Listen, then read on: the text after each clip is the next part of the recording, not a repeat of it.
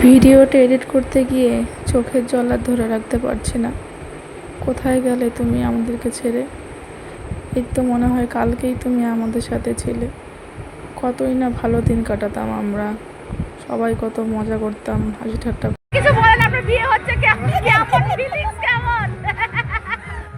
জামাইয়ের আজকে CT scan হয়ে গেল। জামাইয়ের সিটি স্ক্যান হয়ে গেল আজকে। আরে জামাইয়ের জামাইবাবু তোমার কেমন লাগে বলো? এটা আমার জামাইবাবু, মামা তো দিদির পরে, আর মামা তো বৌদি কেমন দিদির লাগে? পর বড়, বৌদি আর কেমন এটা লাগে? হচ্ছে আমার দাদা। পেপারে যদি দাও তাহলে বলবো। এই তো সেদিন সবাই মিলে ভাইয়ের বিয়েতে গেলাম, কতই মজা করেছে মনে আছে? সবার সাথে দেখা হয়েছে। কোনো অনুষ্ঠানে আর কেউ যেত বা না যেত, তুমি সবার আগে চলে যেতে। আর কোনো অনুষ্ঠানে গেলে এবার থেকে তোমার সাথে দেখা হবে না, তোমাকে ছাড়াই হয়তো আমাদের অনুষ্ঠানগুলো কাটাতে হবে। কেন তুমি চলে গেলে এত তাড়াতাড়ি আমাদেরকে ছেড়ে? তোমার ওই ছোট ছোট মেয়েগুলো দেখে আমি তাকাতে পারি না, এত কষ্ট লাগে ওদের দেখে। ওদের সব দায়িত্ব তো আমরা পূরণ করতে পারবো, কিন্তু বাবার দায়িত্ব কি আমরা পূরণ করতে পারবো? সব সময় ওদের চোখ তো তোমাকেই সব সময় খোঁজ। তুমি আমাদের মাঝে নেই প্রায় 3 মাস হয়ে গেল, দেখতে দেখতে 3টে মাসও কেটে গেল। এখনও পর্যন্ত দিদি রাতে ঠিক করে ঘুমোতে পারে না, রাতের পর রাত জেগে থাকে। এটা কি ভোলার কথা? এত সহজে কি ভোলা যায়? জীবনে 18টা বছর কাটিয়েছি তোমার সাথে। তোমার মেয়েরা জানো, এখনও পর্যন্ত রাতে ঘুমোতে যাওয়ার আগে কাঁদে। তোমাকে কখনো জামাইবাবু হিসেবে দেখিনি, একজন বড়দা হিসেবে সবসময় তোমাকে সম্মান করতাম। কেউ আর এখন খোঁজ করে না, তোমার নাম্বার থেকে আর ফোন আসে না। তোমার শেষ যাত্রার কোনো ফটো ভিডিও আমরা কেউ রাখিনি, আমাদের মধ্যে সেই সাহসটা ছিল না, বিশ্বাস করো। আমার অজান্তেই এই ভিডিওগুলো থেকে গেল আমার কাছে।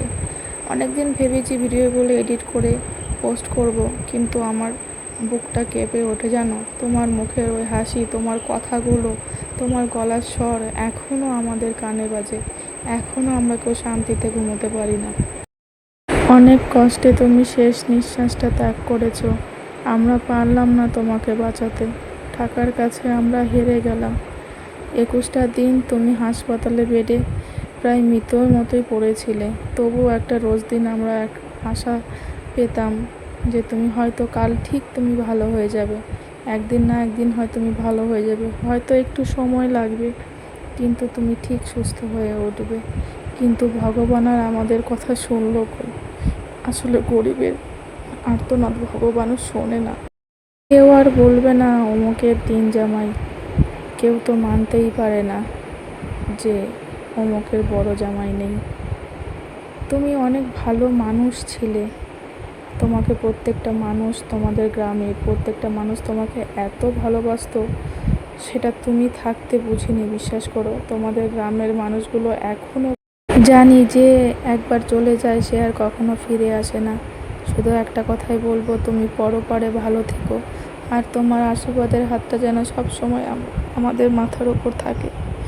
তোমার মেয়েগুলোকে আশীর্বাদ করো, আর আশীর্বাদ করো আমরা যেন তোমার মেয়ে দুটোকে ভালো রাখতে পারি, অন্তত ওদের মুখে একটু হাসি ফোটাতে পারি।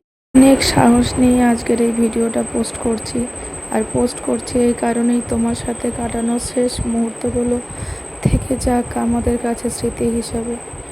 তোমাকে অনেক মিস করি জামাইবাবু, অনেক মিস করি আমরা। তুমি খুব ভালো থেকো জামাইবাবু, খুব ভালো থেকো। তোমাকে আমরা কোনো দিন ভুলব না, কোনো দিন ভোলার কথাও না। ভগবান যেন এরকম কষ্টকর মৃত্যু আর কাউকে না দেয়। তোমার মুখ থেকে আমরা কেউ একটা কথাও শুনতে পেলাম না।